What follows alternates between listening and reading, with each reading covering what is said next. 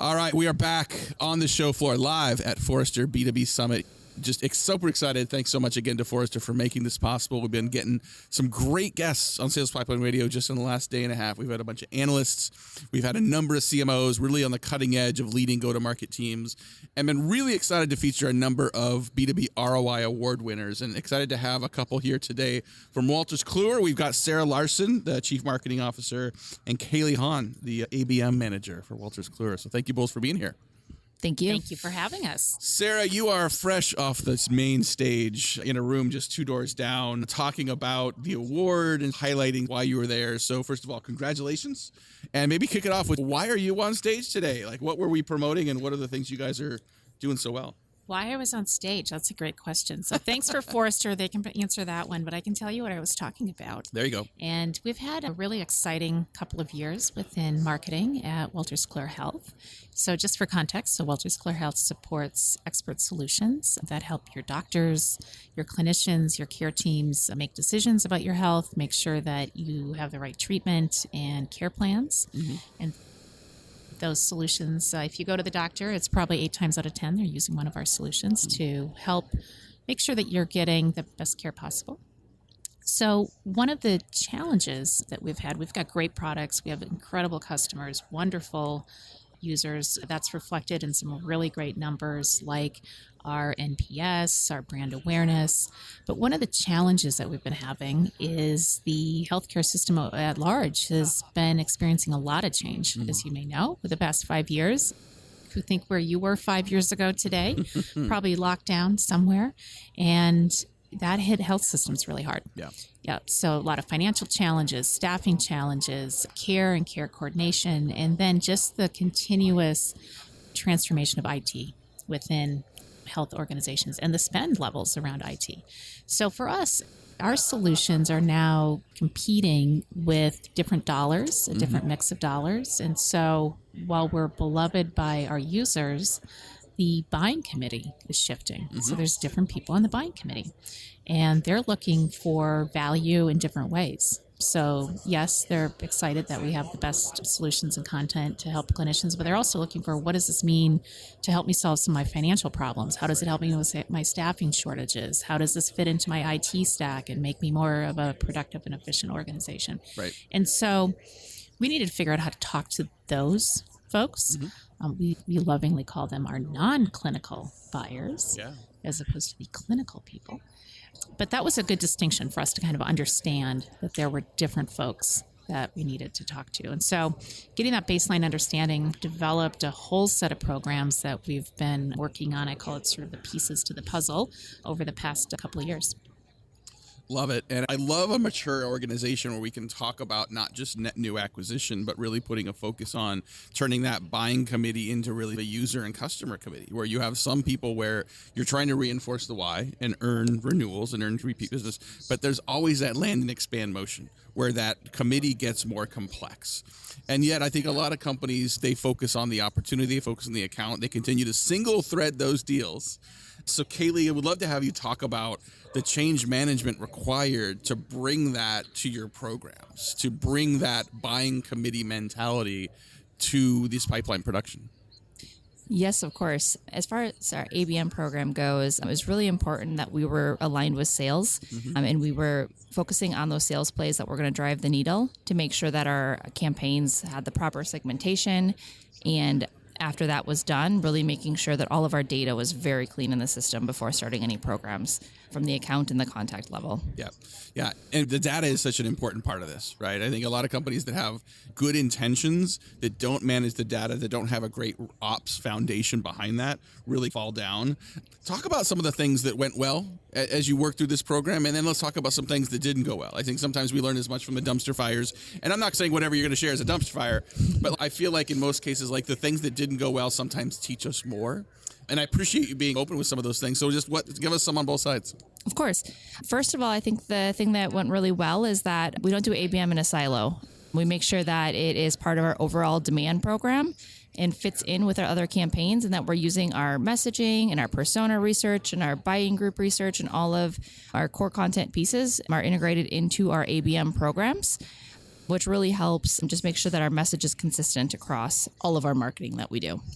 And when you think about an account-based program, I think for the companies that do this well, it's not a campaign, it's a culture change. So talk about the origin of this, and maybe, Sarah, talk about the conversations you had to have at the peer level with your leaders, and especially your sales and CS and go-to-market counterparts, to make sure they didn't see this as just another quarterly campaign. This is a new way we are going to market for the foreseeable future. Yeah, it was definitely a mind shift, right? So once we got understanding and buy-in around the buying committee, the type of messaging that needed to really get in front of those folks, there was a question of how do we do that best? And so a couple of things are happening. One, we're transitioning from product campaigns to buyer campaigns. And that distinction was pretty profound because if you think about who's the buyer, the next question is what account are they with and what's our objective around that account? And so a big piece of the culture, and Kaylee talked to this around the segmentations, or understanding the objectives of the segments and the accounts within those segments. So we've got a big renewal base. But even within that, there's different objectives around the renewal. It could be a big complex customer. It could be a smaller health system. We could have a set of customers that used to be customers and they didn't renew and are trying to win them back. And so taking more of that customer view of where they are in their relationship with us was really foundational to setting that culture around ABM. So getting out of the let's pump another product campaign out there and who's opening the email to let's look at our accounts that we need to renew 2 quarters out and who's engaging in the buying committee around what types of content and are they seeing the value that our sales folks need to come in and talk about at the point of time and renewal so that we're moving that deal along. That's a big mental model shift.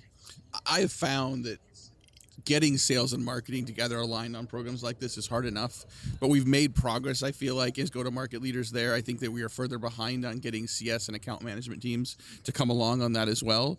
And you can build programs, you can build playbooks, but unless those are executed and reinforced and done consistently, these programs tend to fall down. Talk about that alignment internally. And it's one thing to do jazz hands at a board meeting or jazz hands at a kickoff, but then you got to make that work on Tuesday.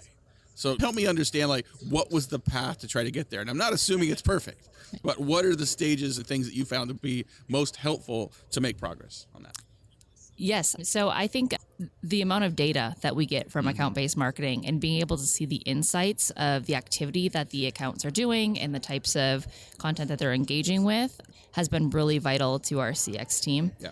And being able to help them prepare for their conversations with the customer and understand their customers better. Kind of hand feeding that data, sharing what does it mean, what are we seeing, really got them on board for the program and the ABM as a whole. Was there pushback? Was there a time when they said, because what I've heard from other companies is, especially with CS, they're like, we don't need marketing's help, we're good on this, right? And it's those things we used to hear on the sales side saying, don't touch my accounts, I'm good. Was there friction? Was there resistance early on?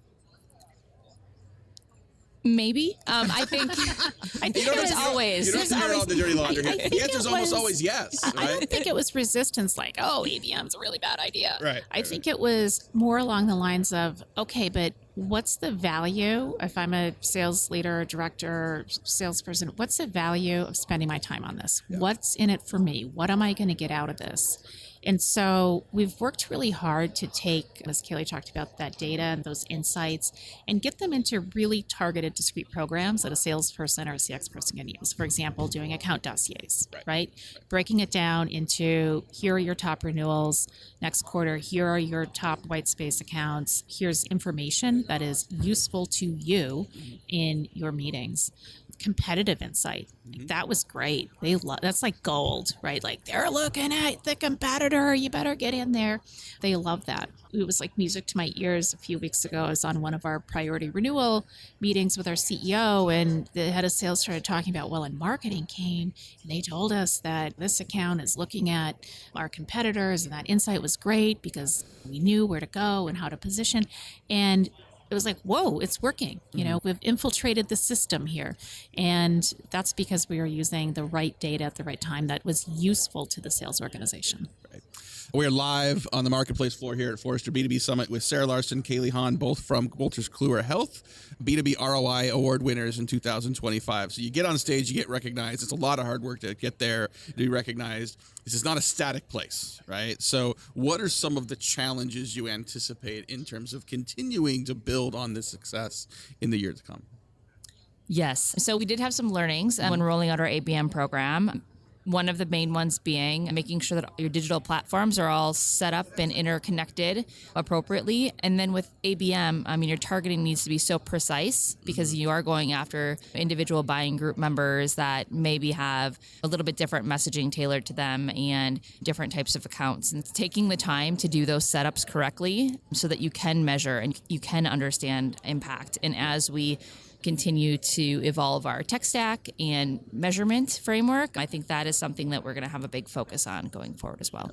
I'd be curious to hear you answer that too, Sarah. Yes, I think if you were to ask me what's the headline of the year for our marketing team, one is integrated planning and bringing all of the insights that we have around the team into one plan for our market segments. And so that sounds really easy, like, hey, let's have one plan. It's really hard, right? And we are using the Forrester framework around that, thinking about reputation and demand and customer engagement and sales enablement. I'll tell you a little tales from the front. I got to the point where we've got this like monster spreadsheet for integrated planning. And I finally said, okay, program planners are the only people with edit access to this because we have to have one control point around our plans. Now, that won't be ongoing. We'll let other people get in the boat, but you need to get a control point to get all of the plans, which are all great, but they could get siloed, right? And so getting that into one place. So integrated program planning, and then that ties so tightly to your ability to then measure and look at ROI. So analytics, we all have in marketing this year an adoption target around using our Power BI platform and using analytics and insight in whatever your role is in marketing, using that information to make better decisions. Yeah. I feel like, especially at this conference, when they highlight larger, more complex organizations that have really embraced the complexity of doing this well. And so you get up on stage and you talk about the examples of success and all the metrics you're getting. And behind that is a lot of work. It's a lot of change. It's a lot of sort of friction, and there's points of failure that happen along the way.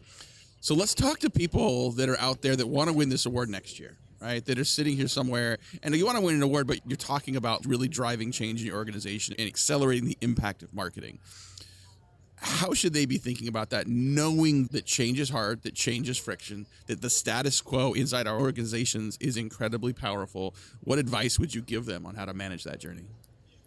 Well, I would say have a view of where you want to be, but don't worry if you don't get there on day one. So I kind of use this analogy of a puzzle. You know, you open up the 1,000-piece puzzle and you see like the picture that's going to happen at the end, and maybe you start with finding the corners, and then maybe you put the edges together, and then maybe you do a little piece of this.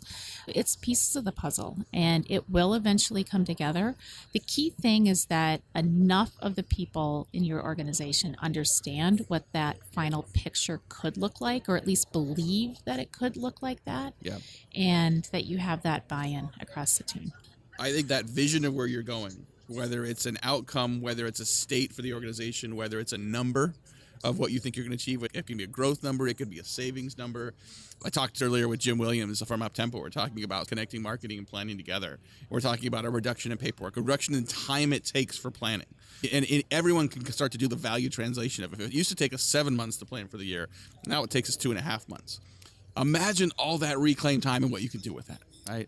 So, Kaylee, love to hear your answer as well, you know, for all the work you've done to make this possible, to put Sarah on stage. What advice would you give for teams that are in the trenches? Yeah, I would say track everything. Yeah. All the data points that you have, and a lot of those like anecdotal stories too can go a long way in gaining momentum and getting something done and getting people on board with change or new processes.